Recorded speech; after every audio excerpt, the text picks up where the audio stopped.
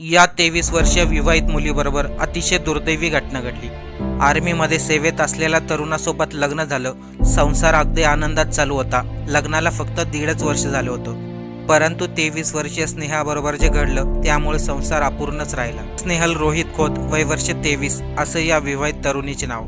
23 वर्षीय स्नेहली इस्लामपूर तालुका वाळवा येथील रहिवाशी। स्नेहलचे पती रोहित हे भारतीय सैन्य दलामध्ये कार्यरत आहे। सध्या त्यांची ड्युटी गुजरात या ठिकाणी लागली होती। सोमवारी रोहित आपल्या पत्नीला बरोबर घेऊन जाण्यासाठी सुट्टीवर आले होते, परंतु स्नेहलला अचानक ताप आला आणि तिची तब्येत बिघडली। त्यामुळे तिला इस्लामपूरमधील एका रुग्णालयामध्ये दाखल करण्यात आले, परंतु त्या रुग्णालयामध्ये देखील स्नेहलच्या तब्येतीत फरक पडला नाही, म्हणून तिला दुसऱ्या हॉस्पिटलमध्ये दाखल केले। गुरुवारी मध्यरात्री तिचा ताप जास्तच वाढला आणि उपचारादरम्यान तिचा दुर्दैवी मृत्यू झाला।